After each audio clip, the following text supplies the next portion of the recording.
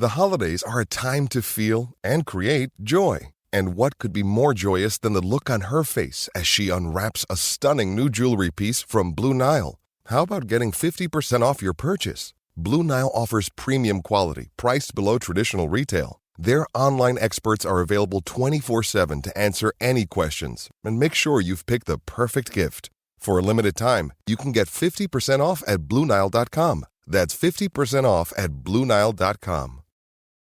Looking for a fun way to win 25 times your money this football and basketball season? Test your skills on Prize Picks, the most exciting way to play daily fantasy sports. Just select 2 or more players, pick more or less on their projection for a wide variety of stats, and place your entry. It's as easy as that. If you have the skills, you can turn $10 into $250 with just a few taps. Easy gameplay, quick withdrawals, and injury insurance on your picks are what make Prize Picks the #1 daily fantasy sports app. Ready to test your skills? Join the Prize Picks community of more than 7 million players who have already signed up. Right now, Prize Picks will match your first deposit up to $100. Just visit prizepicks.com/play100 and use code PLAY100. That's code PLAY100 at prizepicks.com/play100 for a first deposit match up to $100. Prize Picks, daily fantasy sports made easy. Hello, this is international football commentator Derek Ray, and you're listening to the Ranks FC podcast.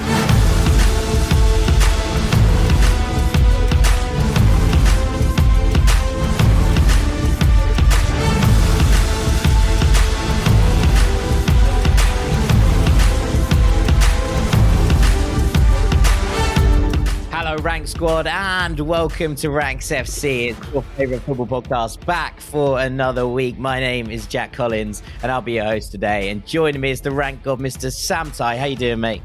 Hola. Yes, I'm very well, mate. How are you? Yeah, not too bad, thank you. And of course, our transfer guru, Mr. Dean Jones. How you doing, mate? Hello, mate. Yep, all good, all good. Wow, Halloween was a washout here. Had to go trick or treating. Luckily, like, been pouring down with rain. The kids couldn't wait to get out there, and bless them, like, they were so excited and like desperate to get out there, and it was pouring. I was like, you got to wait. And then luckily it stopped. We had like this 40-minute window blitz. to just get, a blitz of one road. And there's basically one road where I live, and everyone heads there because everyone down this road seems to make the effort.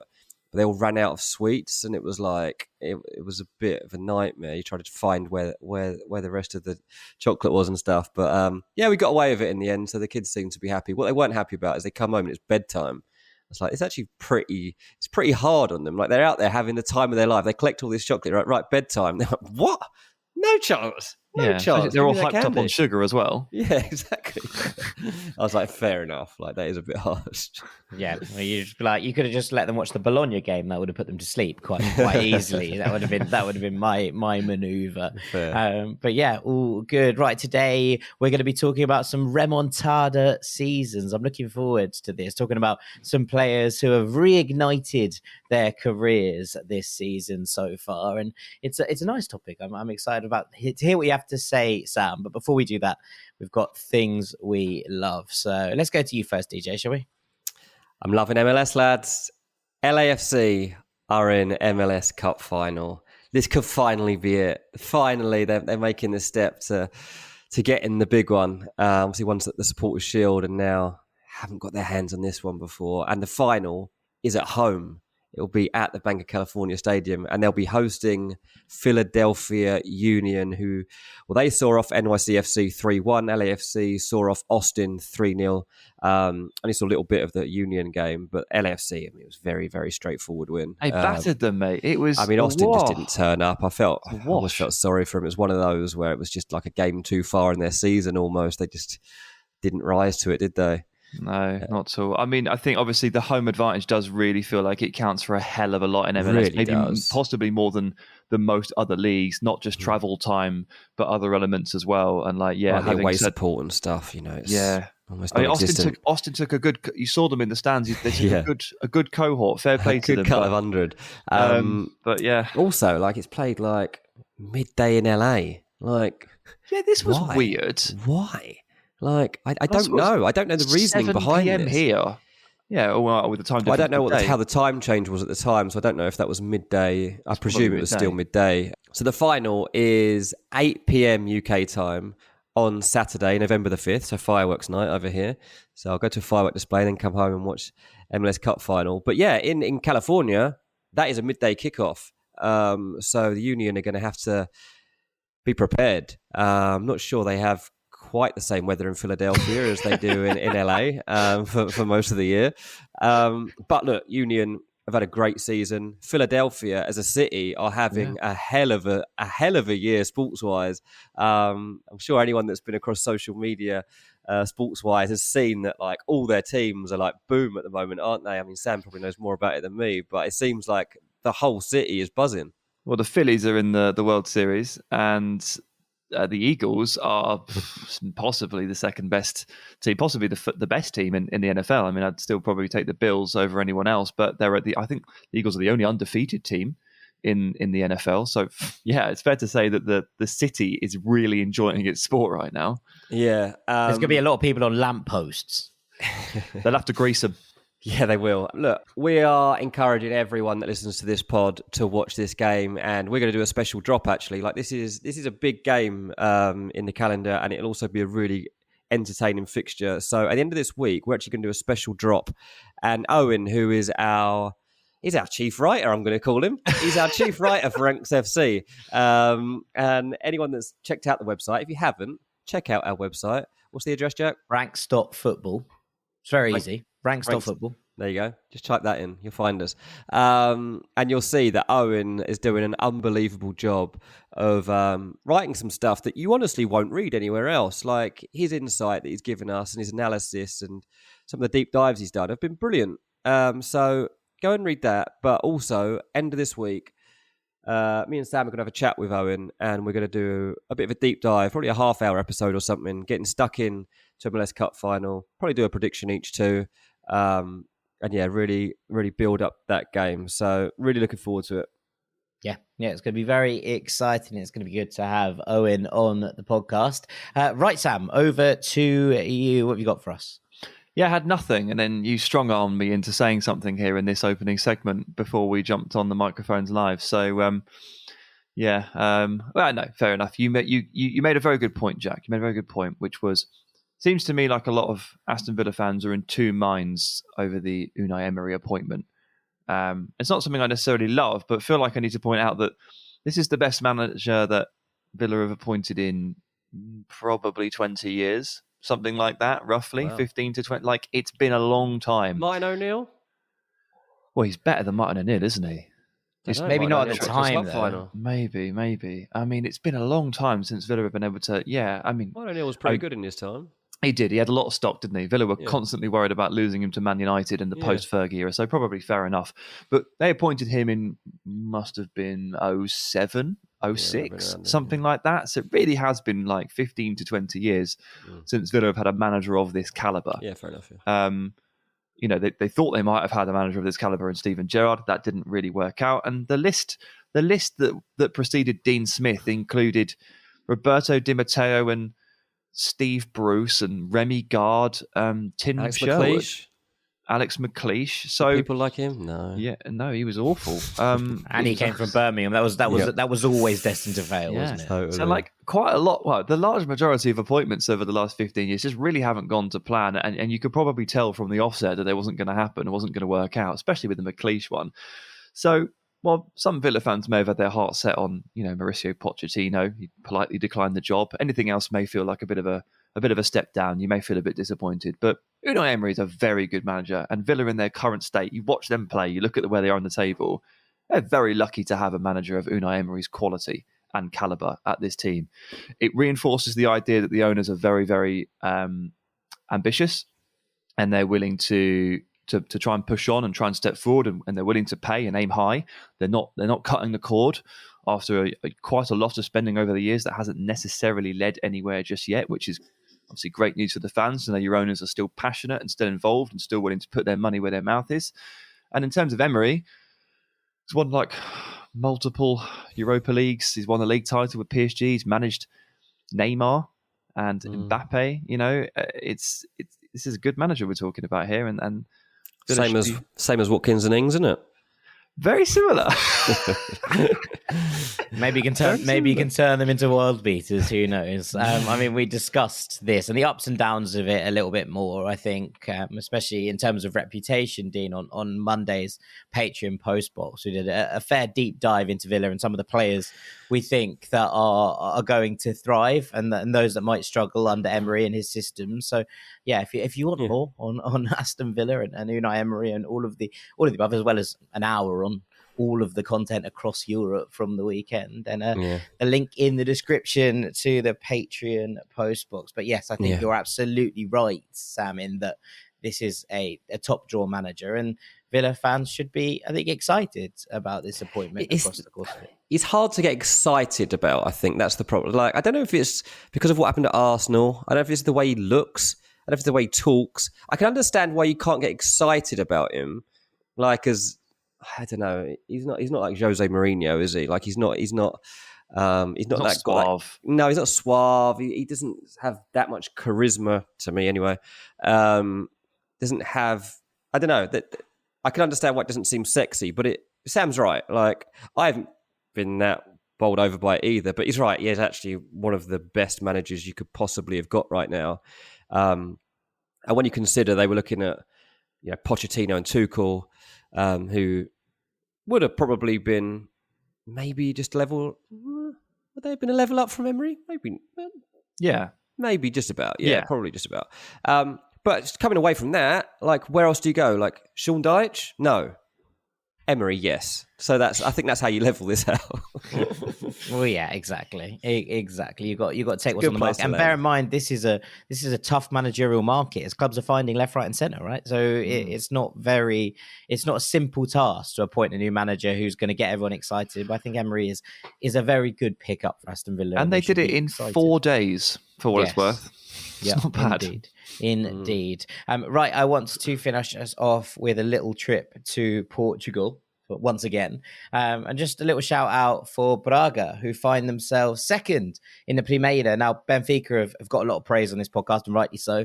They're top of the league by 6 points. They're unbeaten in both their domestic campaign and in Europe. They're absolutely flying under Roger Schmidt.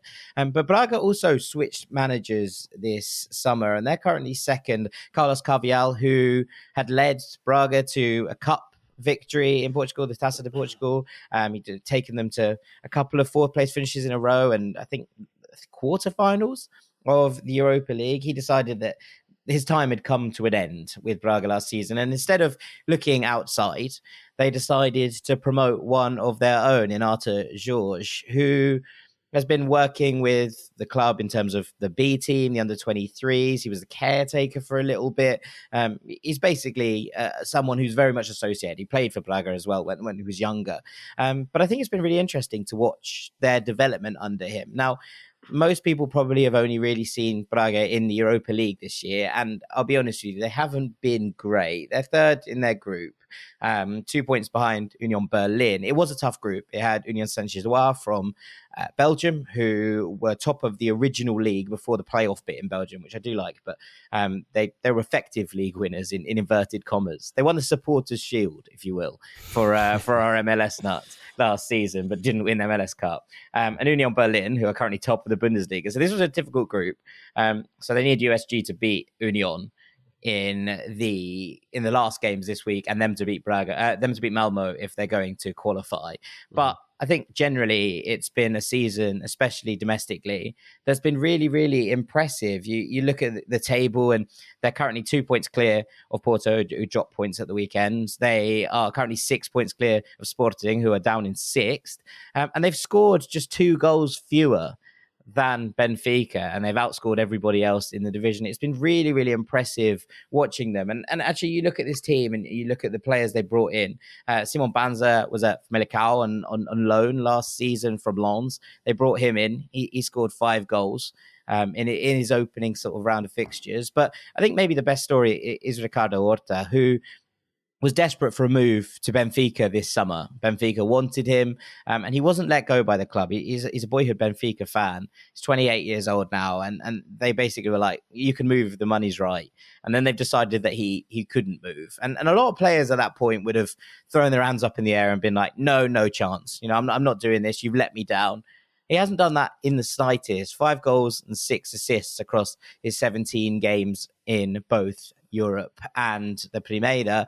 It's been really, really impressive just how Braga have switched their shape. They played a lot of 3 at the back, that kind of 3-4-2-1, because Ruben Amorim was there a couple of years ago. That formation that he plays with Sporting was also implemented at Braga, and Carvajal basically took it on and moved it onwards. They've kind of gone to a 4-4-2, which you don't see that much these days in football. And Banza and Vitinha, not that one who plays for PSG, obviously. There's another Vitinha, which makes life really easy in Portugal, as usual, who plays up top. He's 22 years old. I think he's a very, very exciting young talent in Portugal. But Braga are more direct. They don't kind of mess about with the ball in possession quite as much. They like to go long to the 2 strikers. They like to get shots away early doors, and they shoot a lot from around the edges of the box. It's been really impressive watching them across the course of this season. They're playing things slightly differently stylistically to the traditional big 3. And I just think this could be one to keep an eye on, that Braga are very much currently in the driving seat to actually knock one of those big 3 out of those Champions League places in Portugal this year. So coming in with an untested manager at the top level, losing some big players and kind of replacing them with not necessarily younger models. Obviously, you saw that they lost Paulinho to Sporting last season, who was that kind of number 9 figure. They replaced him with Simon Banza. He's done really, really well. And Braga are a lot of fun to watch. So just a word for them competing for those Champions League places in Portugal and doing something a little bit different to everyone else. I've just enjoyed watching them, and that win this weekend, bouncing back from a tough loss in midweek in the Europa League, fired them up to second in the table and right in the mix for those Champions League places. So fair play to Braga. That's my analysis for this week. Yeah, fair play, but I hope they're not successful, because if they are successful, that risks FC Porto dropping out of the top spots, and I support, as should everybody else, Union Berlin in Europe, and who are sharing their group. So no offense, Jack, but I wish the team that you've just lavished praise on nothing but failure. Okay. All right. Well, there we have it. That is nice. Right after the break, we are going to be moving into our main ranking, where we're going to be talking about some remontada seasons. Stick with us. Are you missing out on games that you want to watch because they're not broadcast in your region? Well, let me introduce NordVPN. If you're in the UK, but you'd rather listen to the commentary from our old pal Derek Ray, why not give something new a go? Using NordVPN and a click of a button, you can do just that. And the same goes for our US listeners who are desperate for those dulcet tones of Peter Drury or Martin Tyler. No need to travel to Japan if you want to watch J-League games, or Austria to keep an eye on the latest youngsters flying off that RB Salzburg pipeline, when NordVPN brings it right to you. With 5,000 plus server options, no game is out of your reach. We all love to explore, but privacy is a big deal too. NordVPN keeps your information encrypted, so you never have to worry about your IP or location getting out. And they've also doubled down on keeping you safe with their new threat protection feature. Using our link, nordvpn.com/ranksfc, you can try it for a free month, and also there's a huge discount on a 2-year plan. And with their 30-day money-back guarantee, there's no risk involved. Give it a try, and if you like it, great. If you don't, they'll issue you a refund, and you can pretend the entire situation never even happened. So head to nordvpn.com/ranksfc and give it a spin today. Welcome back to Ranks FC. It's time for our main ranking. And Sam, I'm just going to hand off to you.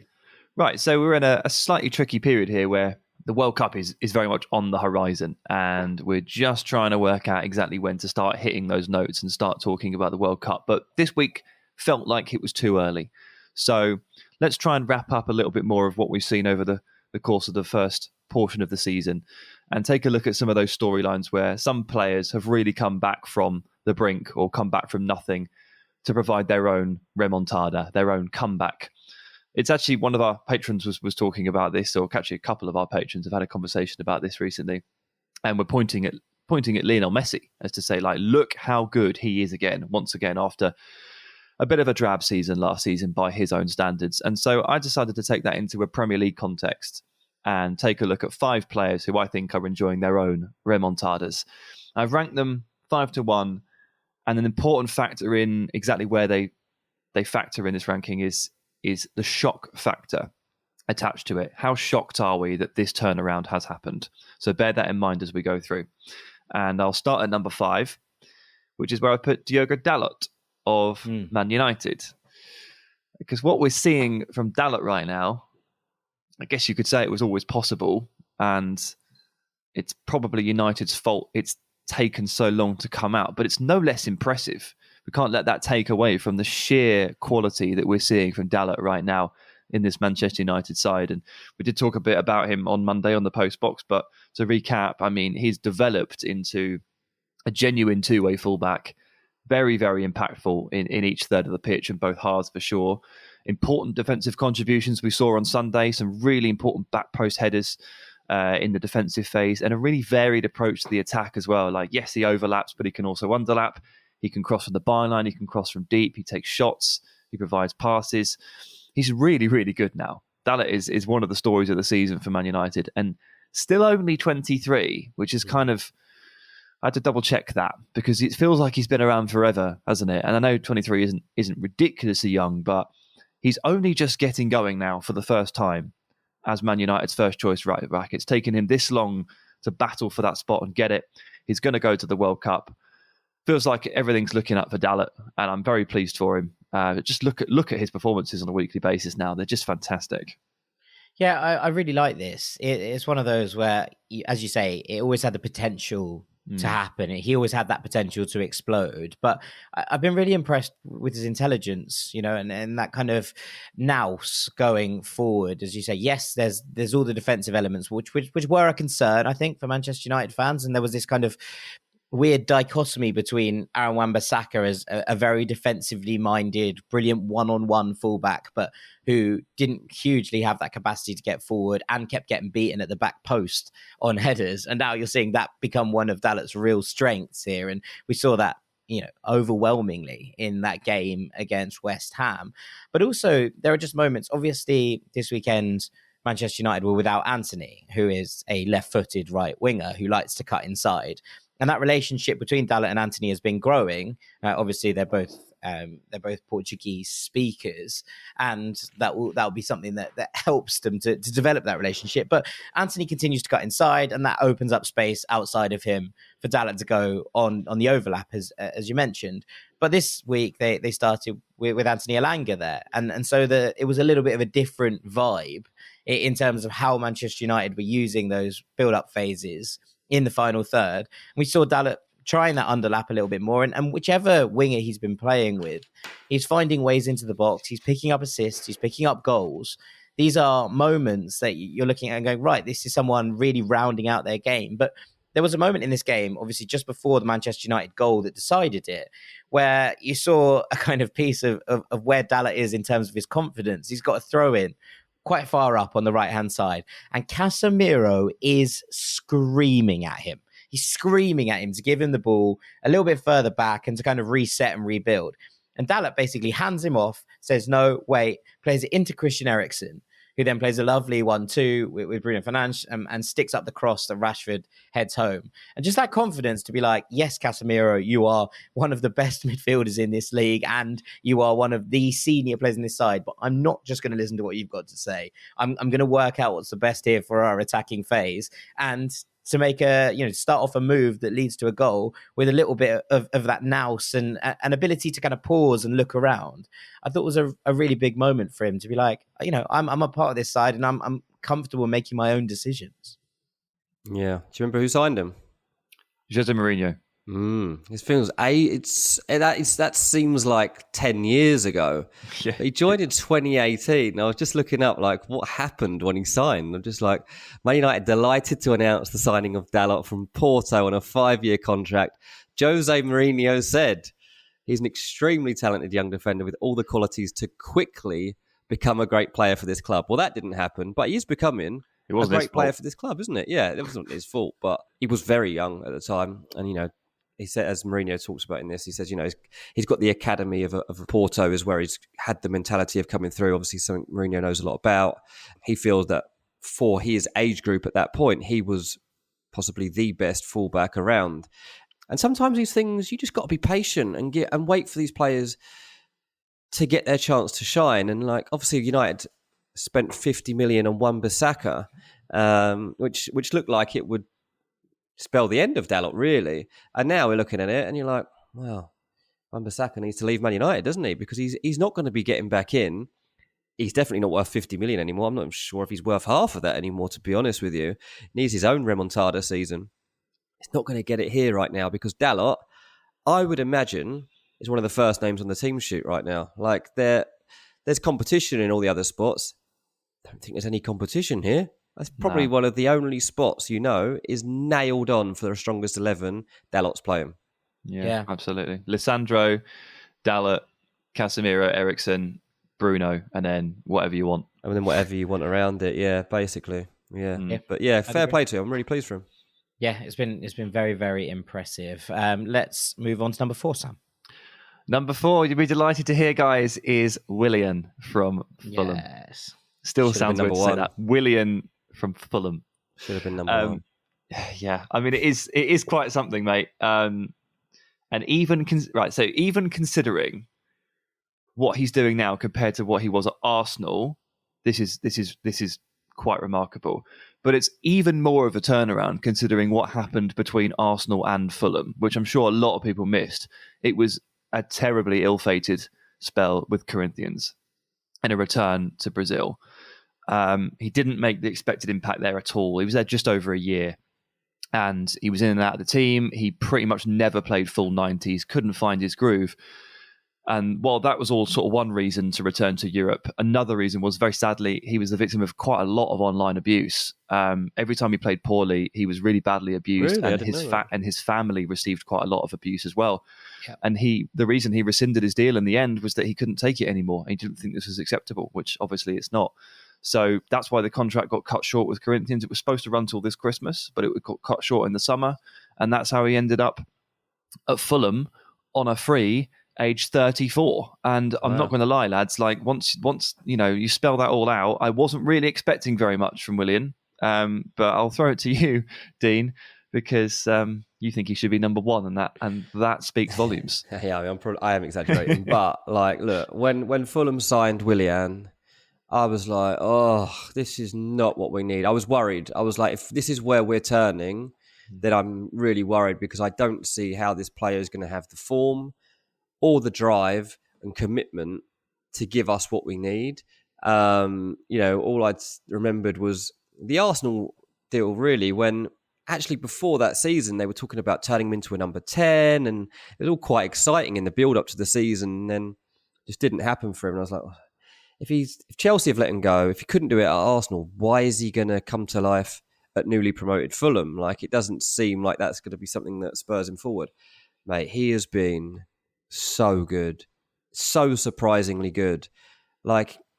Honestly, when he came in, obviously as well, Fulham got a lot of players that can sort of play this role, and you thought Willian would probably be playing a bit part, but the more we get into the season, the more he's proven himself as a starter. And even when we have our full selection of forwards available, I'd be surprised if anyone can edge him out. He's brilliant. I've loved watching him, and technically he's superior to pretty much everyone on the pitch. At the weekend, I'd have given him man of the match, to be honest. Don't know if Jack agrees with that, but I just feel like this player is actually back to the levels of a few years back. Yeah, I think it's really interesting when you talk about these ones, because I think you have to talk about expectation levels. Obviously, he came into Arsenal as quite a big name that had signed at the time, and the expectation was very high considering what he'd achieved at Chelsea, and considering that, Arsenal had given him a relatively big contract off the back of that, and quite a long-term contract that Chelsea weren't willing to offer because of his age. And he went back to Corinthians as the kind of all-conquering hero and was expected to turn the entire club round on his own pretty much straight away, and he really struggled with that. And I think he's coming to Fulham with a far lower expectation. People aren't expecting perfection from Willian. We know that there are drawbacks to his game in many ways. You're looking at it and going, okay, his ability to cover defensively behind him is limited. It's not there. That would be incredibly unfair. But just in terms of the pace of the game, he slows the game down to his pace. And at that pace, there are a few that are as good as him, because his ball manipulation remains absolutely exceptional, and his vision remains exceptional as well. But there are kind of elements that you can attack, I'd say, behind Willian that Anthony Robinson is doing brilliantly to clean up at the moment. And actually, he's having himself a hell of a season as well. But when you look at this and you think, right, so people came in, there was very low expectations. So everything at the moment feels like a real, this is brilliant. It's a real upward cycle. And I think that's helping him in that, like you say, the free transfer, the wages are very, very small in Premier League terms. We're talking, vastly reduced wages here. This is someone who just wanted to be back in London and wanted to be playing again at somewhere where he feels comfortable. And all of that, I think, plus the fact that Marco Silva has done this with a couple of players. There was an article in The Athletic this week by Peter Utz called Marco Silva's Rejuvenation Clinic. And it's one of those where you're looking at these players who've come in, the likes of Andreas Pereira, who obviously had a kind of patchy reputation in England after never really making that cut at Manchester United. Tim Ream coming in at his age, at 34 as well, and finally putting together a very, very good season in the Premier League. It's interesting to see how these players are stepping up for Marco Silva at Fulham. And I think it's about that environment and how it's all being put together. So I think this is fairly in here. I don't think anyone was expecting this. There was a lot of rolled eyes, especially from Arsenal fans, when Willian signed for Fulham this summer, but he is doing very well to prove those doubters wrong.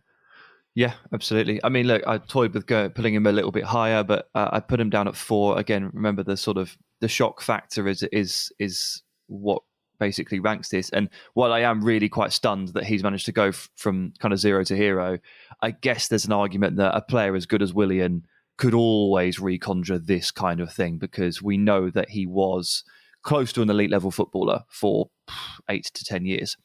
So when he does turn up and play really, really well in a comfortable scenario, you can never be truly, truly shocked because you know he's got it in him. But at 34, I definitely did not see this coming at all. And the 3 players that I have ranked ahead of him, I think share the trait that like this has genuinely, truly blindsided me. Dalot, I knew it would come. I just didn't know when. Willian, I guess he always had it in his locker. But at number 3, Alex Iwobi at Everton, I did not really ever see him becoming this integral to a team and this good, frankly. And it's all come based off a tweak in his game. So to put it into perspective for people that haven't necessarily seen it, Iwobi is on 5 assists for the season, which means he's just 1 shy of his all-time league best, which was 6, which was set with Arsenal in 2019. So he's done that in 700 fewer minutes, and he's obviously got an entire campaign to go. Very, very impressive. Even more impressive is that he's been moved literally further away from goal due to a position change. He's now a central midfielder, not a winger, and he's even more productive than he ever was. So how the hell has that happened? That's part of the shock. Now, he's part of this really well-balanced midfield, a midfield I really like. Iwobi, Idrissa Gana Gueye, and Onana. It's got something of everything in there. And Iwobi's the guy who basically drops in, takes possession, plays a 1-2 or tries to shuttle it forward, dribbles really well, manages the tempo of the game, and he's got this really slick feet. So hard to get the ball off. He's so good at dancing around players. It's very clear now that all along this is a player that should have been getting as many touches of the ball as possible in every game he plays, for rhythm purposes, for control and tempo purposes. But for a long time, he was stuck on the wing waiting to be brought into play. And then when he did get brought into play, he ultimately wasn't doing it, was he? In terms of production, in terms of missing chances. I remember he always used to cut in and send the ball just past the far post over and over and over again. And it was so frustrating to watch him miss the same shot, same technique same chance over and over again. And I wondered if it would ever click for him. And the truth is it didn't, but it hasn't mattered because someone has had the sense to move him into the heart of the midfield and into the heart of the game. And he has come to life in a way that I never really thought Iwobi would. Yeah, I really like this, and I really like that Alex Iwobi has made this jump. And actually, I think what's really interesting is that shift of position and shift of maybe mentality. You know, we talked about it a little bit with William, but that shift of mentality as to what he's offering on the pitch. It's not always about him getting in the final third and creating things or scoring goals, because actually that's a part of his game that maybe was weaker than people thought it was. You know, it is the kind of player you don't want, as you said on Spotlight a few weeks back, Sam, when we were talking about Everton. And he's not necessarily the kind of player you want in front of goal, making, hitting the shot on the edge of the box. What you do want is seeing that exceptional work rate in the middle of the pitch, being able to balance out a midfield, being able to drive with the ball, all of the things that we know Iwobi is excellent at. And just being moved into a midfield three, yes, sometimes it looks like Iwobi's a 10, but I don't necessarily think he is. I think he's a box-to-box 8. And when you're looking at that in the context of the Everton midfield this season, that balance between him and Amadou Onana and Idrissa Gana Gueye being able to pick up from each other and take the cues off each other in order to make sure that this midfield is a solid and cohesive unit, it has been really interesting to see. And I think that's part of it. We're not necessarily looking at him to be the guy anymore in the final third. And I think he's thriving partly because of that. And also with that kind of reduced pressure on his shoulders, he is able to step up a little bit more regularly and pick things up and play the pass or play the final pass or pop up with a goal here and there. But it's not oh my God, if he doesn't score or assist 10 goals in a season, it's been a failure from a player in that attacking role. It's more kind of, our central midfielder is popping up with important goal contributions. And that shift of mentality, I think, is helping him. The good thing about Frank Lampard is there are certain types of player he'll always find and get a tune out of. And I think he's probably picking projects at every club he goes to. And when he gets in, he's probably excited to just discover who that's going to be. And it looks like Alex Iwobi is the man that becomes Everton's Frank Lampard. He is the new Mason Mount. And look, fair play. Like there are some things that Frank Lampard is very good at.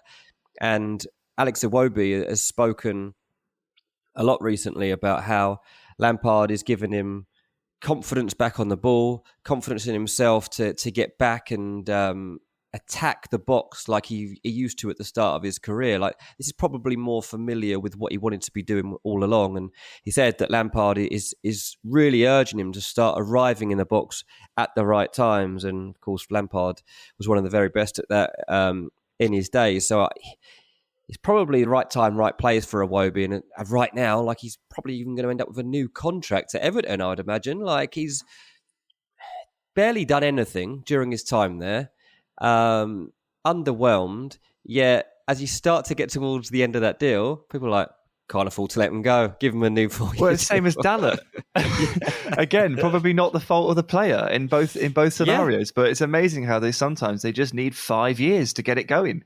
And they're in a similar situation, aren't they? Because Dalot's contract comes up pretty soon, and everyone's like, "What? He's now our best right back." Yeah, absolutely. Yeah, but it's good to see. Like, because Alex Iwobi, like, he's genuinely such a talent, and we all remember what he was when he came through at Arsenal. He's so exciting. You didn't know what the limit would be for him. Unfortunately, he hasn't really been able to hit the ceiling that was there for him, but there's still time. He'll have confidence now that he can kick on in his career. Well, he made 100 apps, didn't he? He made 100 appearances for Arsenal. Yeah. You don't do that, in that area and in those years as well, without having, some serious talent. But there's a level you come to, and obviously they made that sale. And at the time, that sale was looked at, and that money was looked at and gone, okay, so this is what we're buying. What kind of player are we getting for that kind of fee? It was about 30 million pounds. It's a lot of money. That's a big fee for Alex Iwobi, right? At that time, considering that there were question marks over what kind of player he was. And then to go on that with that big fee on your shoulders and not really impress, left a lot of question marks over him and why Everton had done that. But now I think we're starting to see again why that outlay was kind of felt like it was necessary, and also why it was, yes, it's a lot later on when we're talking about this, but it feels like that fee is finally starting to be justified. It's actually exactly the same scenario as Joelinton at Newcastle, isn't it? Yeah. Joelinton was like £44 million, brought in to play up front, didn't play very well, didn't do it, really struggled. Someone put him in midfield, and bang. And also Alex then Iwobi. the pressure's changed, right? Yeah, absolutely, yeah. And now Joelinton's scoring more goals than he ever did as a forward for Newcastle, because the pressure's different. But he's so good in midfield. So good. Yeah. And Iwobi is the same thing. They've literally done the same thing, same trajectory, same big price, same big move, same struggle, position relocation, master. And who signed Alex Iwobi? Marco Silva, genius. This is the key. You always trust what Marco Silva's up to. It was definitely Marcel Brands, wasn't it? yeah. Okie dokie. Let's roll onwards. Sam, who's okay? Number 2 is Miguel Almiron of Newcastle United. Speaking of Newcastle, I'm stunned that this isn't one. Stunned. Yeah. Almiron. Wow. Oh, you know what? I sat there yesterday. I was preparing for this, and I just typed out Almiron's basically his career moving to England so far and what's happened. It's very fair to say that this man has not had it easy in the Premier League. So let's recap. He joined from Atlanta and ended up in a very reductive Rafa Benitez team. It was very, very difficult to get anything going from an attacking perspective there in that Benitez team. And ultimately, people weren't talking about whether or not he was good or bad. Mostly people were talking about how he looked like the main character from the film Goal. Yeah. So that was a bad start. And we've had a film renaissance now as well, which is great. Yeah, that was a bad start. Rafa was then replaced by Steve Bruce, so that gets even worse. That was a very dark time for Newcastle and for all the players involved, particularly Almiron. Very, very hard to get anything going attacking-wise when Steve Bruce is your manager as well. Yep. Then you get the takeover. And you get all of this increased spending. You get the rumours they're going to go and get Moussa Diaby from Bayer Leverkusen. He costs 50 million. Where's he going to play? Well, obviously he's going to take Almiron's spot, right? That kind of thing. So he's dealing with all of that. As soon as it starts to look quite good, basically everyone's saying you're going to get replaced. And then at Manchester City's title parade, Jack Grealish essentially coins his name as a term for playing badly. Yep. In response to all of this, he has now nailed down his spot in the Newcastle United 11. He's scored 7 goals from 13 starts this season. He is absolutely flying. I think it's completely fair enough that it has taken him 2 to 3 years to probably show his best colours. And I'm basically just delighted for him that things have started to come good, because it really, as I've just recounted, has not been easy for him. And the reason he ends up at number 2, in terms of this, so you might think he should be number 1, and fair enough. But the reason I've put him so high is because I think it's just amazing that Miguel Almiron has essentially broken out at age 28.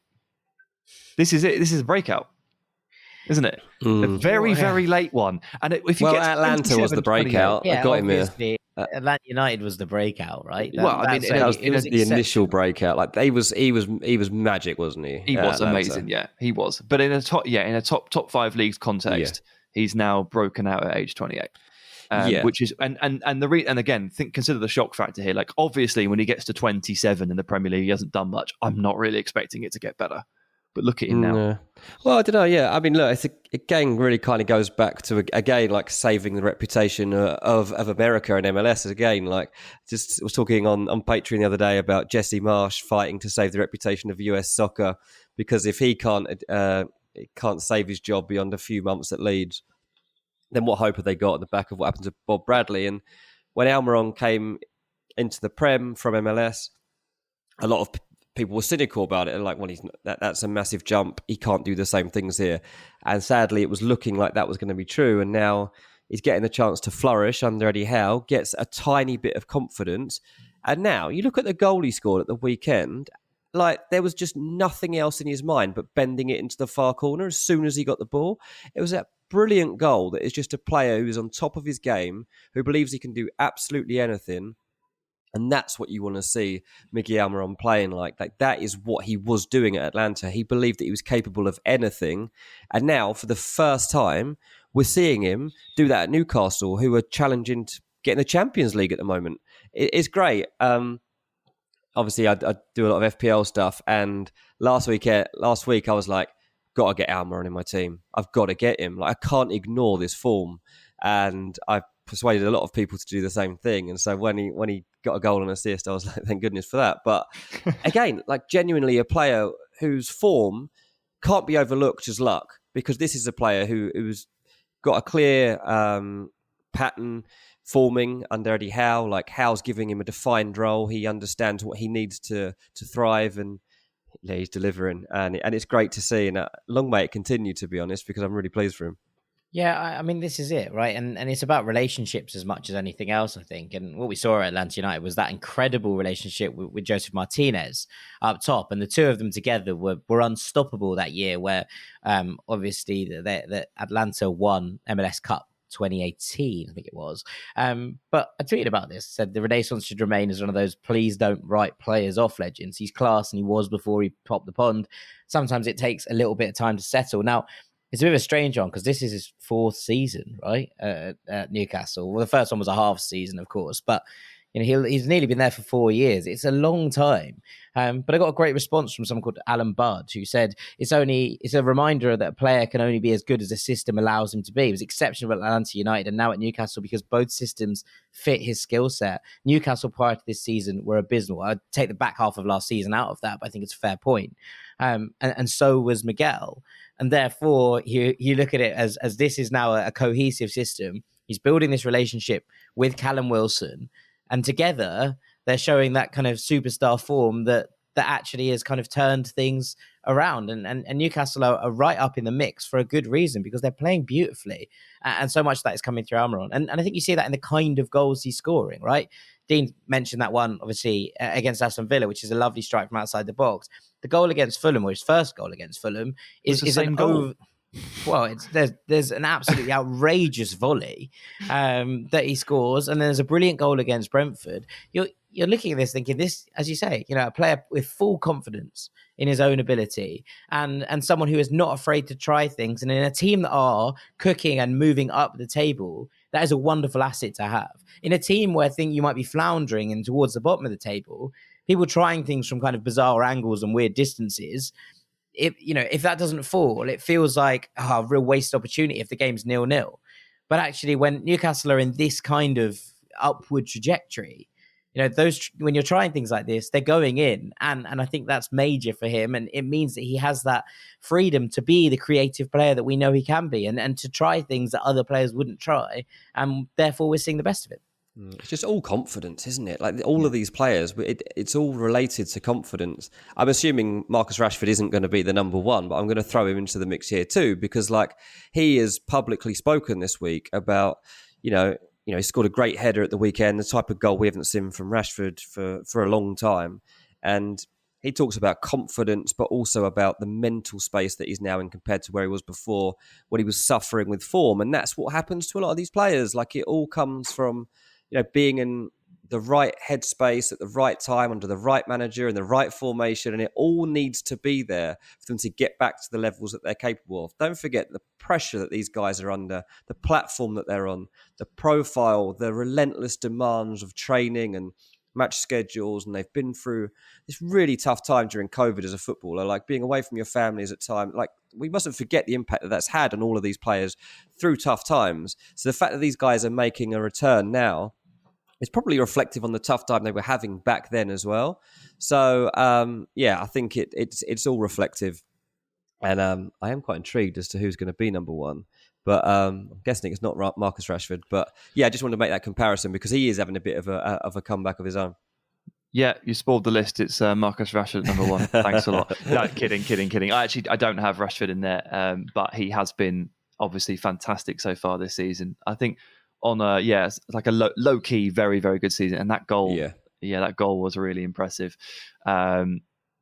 It looks like he's been training with someone who's pretty famous for rising at the back post and scoring headers. I don't know what you think about that. But he puts the defender on a poster, doesn't he? Absolutely posterises him. Brilliant. But number one in this list is Granit Xhaka. This is a man who I think above all is truly transformed. Again, in a way I just was like, as if this is actually happening. Because it wasn't that long ago that Granit Xhaka was the player at Arsenal who was having to relocate and deputise at left back at times. Do you remember the Granit Xhaka at left back era? That wasn't that long ago. It wasn't at all. It just wasn't. And it was awful. And obviously for the last 3-4 years, I mean, arguably actually since he arrived, there's been a relatively consistent vein of criticism volleyed towards him. And, lots of fans have said at different points that they're absolutely sick of him. They want him sold. I've criticised him loads. I've sat here for the last 3 years and gone, I think he's unreliable. I don't think he's the player that you want with the captain's armband. He had that episode where when he was subbed off and he was, had a bit of a rift with the fans. All of this stuff happened. And now you look at him, he's like one of the first names on the team sheet. He's a completely different player.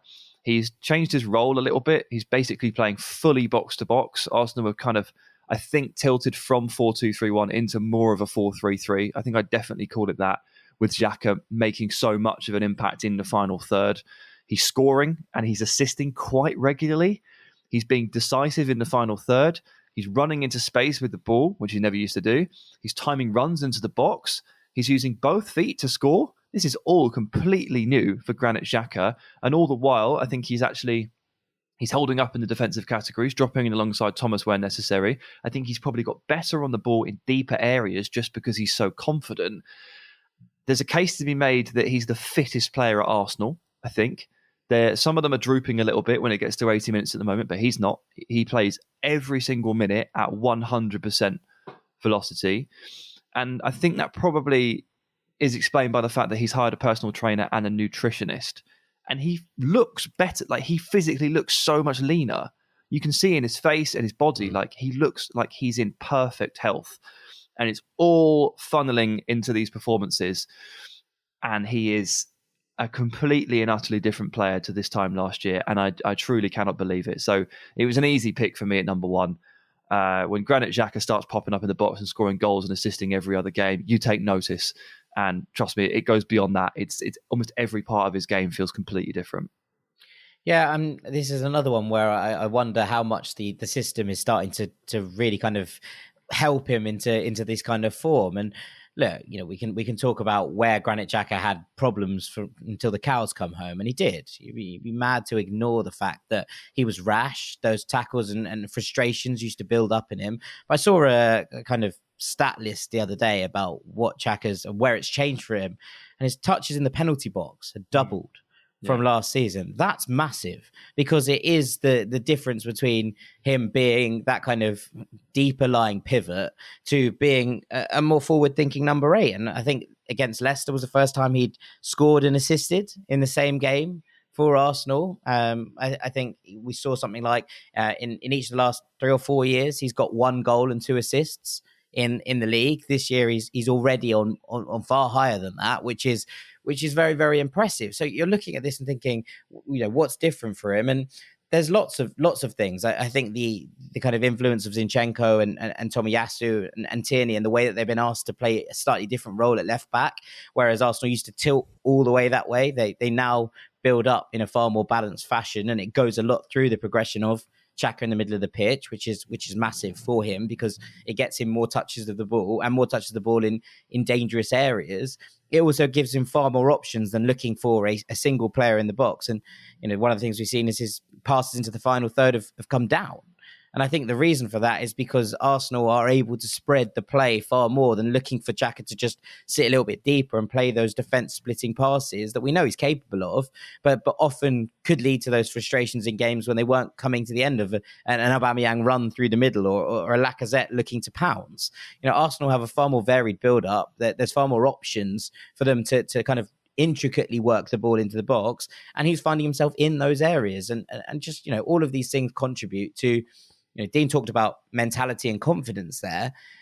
There's less reason for Granit Xhaka to be rash and kind of frustrated, because he has passing options. He has a defensive midfielder alongside him who's able to do that job as a single kind of pivot, as a single kind of number 6, which means that he's not being asked to throw himself into challenges and risk leg breakers and red cards all the time, because ultimately he has the ball more, he has more touches of it, and he's finding options whenever he gets it. And I'd imagine as a midfielder, that's exactly what you're looking for in order to stop your frustrations boiling over. Now, there are obviously those tendencies within him. I don't think they've gone away, but if they're channeled in the right way, that aggression is huge for Arsenal because it gives them that kind of steadfastness in the middle of the pitch. They're not going to be bullied in those areas. And yet we're not seeing the rashness that was often accompanied with it. And I think that's massive. Dean, have you convinced anyone to get Xhaka in FPL? No. A few people are starting to do it though because of this advanced role. I mean, it helps if Thomas Partey's fit and available for Arsenal, then it's okay, isn't it? Because he can sit and he can protect. But Xhaka is still in most people's mind a protector. But he is given being licensed to play more advanced now for Arsenal. I don't think we'll see that at the World Cup. No. Switzerland, like primarily his job is to sit back there, and he's the captain there and the leader, and he's got to look after that side and conduct play really. And he's not going to have that license probably at the World Cup like he has now. But Switzerland will be delighted that he's even having this sort of form right now because it's going to help their chances. And that is actually a side that could surprise a few people too. So, yeah, Xhaka, if he can also have a good tournament next month, on the back of this, you're looking at one of the best players in Europe this season. Like, genuinely. Like, Ballon d'Or contender? No, I'm not going to go that far, but he's genuinely will be one of the players of the season. And that's a massive turnaround for a player that was, taunted his own fans, booed by the entire stadium, had stripped of the captaincy. Everyone wanted him sold by the club. To turn around and now he's having songs sung about him. Rarely do you get this sort of turnaround. Sometimes you're forgiven, but they stay quiet about it. But Xhaka completely transformed his Arsenal career, and honestly, it's a rarity. Yeah, agreed on all counts, and a worthy number one, I think, Sam. The season he's having, especially being shifted out to left back towards the back end of last season through necessity, obviously, but it all looked a little bit ugly, and it just looks so smooth at the moment for Xhaka in an Arsenal shirt, and that's nice to see in so many ways. But with that, I think we're going to bring this ranking to a close. Thank you very much, Sam. That's good fun, wasn't it? Very good fun. I enjoyed that immensely. After the break, we've got Melon of the Week and the Gibberish Rankings. Don't go anywhere. Welcome back to Ranks FC, where it's time for our third and final part. And Dean Jones, it's time for everybody's favourite part of the week. It's time for Melon of the Week. This week's Melon of the Week is Diego Costa. What a silly man. What a silly man. We all know that Wolves are having a tough time. Wolves haven't got any strikers, so they've had to sign Diego Costa. Who's not having a remontada season. He's not having a remontada. No. But I could see that, they got through a transfer window, hadn't signed anyone. They had to sign someone. He was available as a free agent. They got him. Took a while for him to get fit, but he's out there. Wolves were playing Brentford at the weekend. They were drawing. Right at the end of the game, beyond the 90 minutes, Diego Costa decides he's going to go head-to-head with Ben Mee and shove him in the head with his own head. I don't know if I class it as a headbutt as such, but it was a head push, and you can't do it. And no surprises, he was shown a red card. So Diego Costa is now suspended. He's not available again till Boxing Day. Because he wanted a holiday. This is the end of this part of the season. He's got 6 weeks off. Sorry, is this Man of the Week or Genius of the Week? It's not It's not even Boxing Day, Dean. It's afterwards, isn't it? Because it'll be a 3-game ban. There's only 2 games left. Yeah, I guess so, but whatever. He's actually not going to be back until basically the 29th of December. That man has just banked Christmas. Yeah, I mean, you hear of people doing this on purpose, don't you? Like traditionally, they get that yellow card so they get Boxing Day off. But Diego Costa's just given himself a 2-month holiday.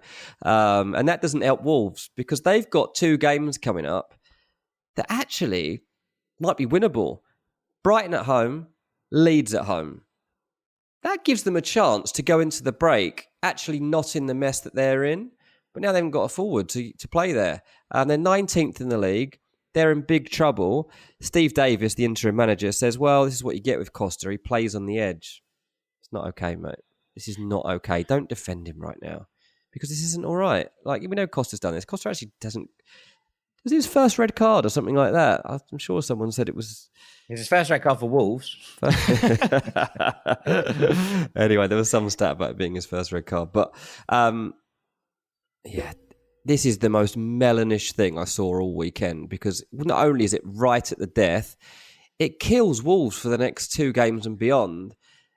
Basically convinces the club that they absolutely have to go and sign somebody else in January because he is still a liability. We already knew that it was unlikely he would recapture the form that we once saw of him in the Premier League. But Wolves are just like a disaster this season. I was surprised, actually, that Michael Beale turned down the chance to go to Wolves, because I look at it and I'm like, this can't get any worse. I don't know how QPR convinced him to stay exactly, maybe a bit more money. But ultimately, you look at that squad and you're like, how on earth are this team 19th in the Premier League, especially when what they've been able to do in the last few years? It looks like a remontada of Wolves. It is like very, very plausible if you go in there with the right approach. And Michael Beale's turned around QPR in like the space of 3 months. I'd have thought he'd looked at that and been like, I could definitely turn this team around. Like, this cannot get any worse. But they've now got to convince somebody else to come in during the next, 3 or 4 weeks, completely turn around their season in the second half of the campaign. Maybe that's Lopetegui or someone else. I still think that someone will look at it as a job worth doing, because with probably 2 or 3 signings, they can definitely get out of this, but it's not going to be thanks to Diego Costa, unfortunately. I think it's really interesting that, you bring him in some ways, obviously, because there's no strikers at the club, but that's fine. And they've been very, very unlucky in terms of the way that it's panned out for them and the way that Sasha Kalajic got injured pretty much for the whole season straight off the back of the transfer window. So their options were limited, let's be honest.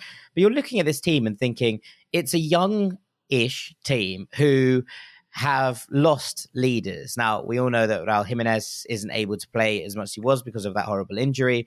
Ruben Neves is the captain now and probably the most experienced player alongside Joao Moutinho in this team. But you're looking at these 2 players and thinking, well, how much does Moutinho play now that Mateus is in there? Fine. They are lacking in leaders at this point. It's a young side. And you bring in someone like Diego Costa and you go, right, we need you to step up and be part of this. We need you to kind of lead this side into it whilst the injuries are there. And to do that is just such a kind of head loss with all of it. And now you're losing another player with experience and you're leaving again to the youngsters to try and bail you out. And I was looking at the Wolves squad. I was like, what are they going to do? Are they going to call up Leo Bonatini, who just seems to be in the reserves? He's still there, kicking about. But obviously they lost Connor Cody in the summer to Everton. They sold Dendoncker to Aston Villa. There's players here that you're going, okay, maybe these players would have been able to step up and just provide that little bit of leadership in different roles, obviously. But when things were looking a bit rough, and they are looking rough for Wolves, but when you're getting your experienced players into those kind of situations, like Steve Davis must be looking at it going, what more can I do? That's madness. So yeah, I completely agree. Melon of the week for sure. Silly man. That is, of course, the gibberish alarm. Over to you, Sam. Yeah, Dean opened the podcast talking about Halloween, and I will close it by talking about Halloween, specifically about trick-or-treating, picking footballers that would make the worst trick-or-treating partners. Diego Costa, headbutting people at doors. Yeah, I'm into that. He can be number 5. Yeah. Diego Costa would headbutt all of the homeowners. I do actually have 4 players, and I'll start at number 4. It's Jorginho. If his playing style is anything to go by, he's a very cautious man. If he's scared to play more than a 5-yard pass, how scared would he be of people dressed up as monsters and ghosts everywhere? You feel like you'd get nowhere with Jorginho, wouldn't you? Yeah, very good. Very good. Poor man. And number 3 is Ousmane Dembele. You get around the houses quick, which is great, but that man is greedy. He doesn't share the ball. He would not share chocolates and candy with you, would he? I thought you were going to say trip himself up on the way into somebody's house and fall over. Yeah, actually, the Dembele of old would probably oversleep and miss the whole event. He's trying to get him out of the PlayStation. It would be a tricky one. He is good at tricks, though. He's good at stepovers and stuff. He's very good at tricks. Very good at tricks. So number 2 is Dan Burn. Frankly, too slow. Wouldn't get to enough houses.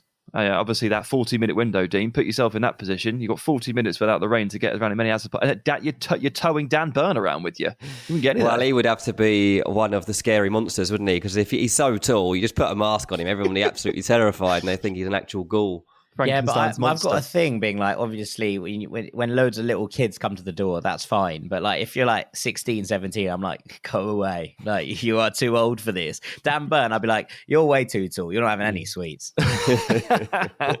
Fair enough. Well, at number 1, it is Anthony, because he only does tricks, no treats. And if you ask anyone else, the general public, they'd say they're rubbish little tricks and all. So you wouldn't get any sweets or any candy if you were with Anthony. No, I think United fans would suggest he's provided a fair amount of treats to them already. Thank you very much. But yeah, as long as it was a circular road, because he just runs around in circles. He'll be absolutely fine. Yes, cul-de-sacs. Very good, Sam. Very good. That is a quick fire gibberish. I enjoyed that very much. That was very good. But we're on that bombshell. We are going to call this podcast today, and all that's left for me to do is to say thank you very much to our 5x5 champion, King of the Andals and the First Men. It's the transfer guru, Mr. Dean Jones. Cheers, mate. Thank you very much to our rank god, head of dispatch and Norwegian Basque third choice goalkeeper, Mr. Sam Tsai. Thank you, buddy. I've been Jack Collins, Knave of Hearts. This has been Ranks FC, and we will see you later in the week where the boys are going to be doing the MLS Cup final special with Owen Murray. So keep an eye out for that one. Take it easy, gang.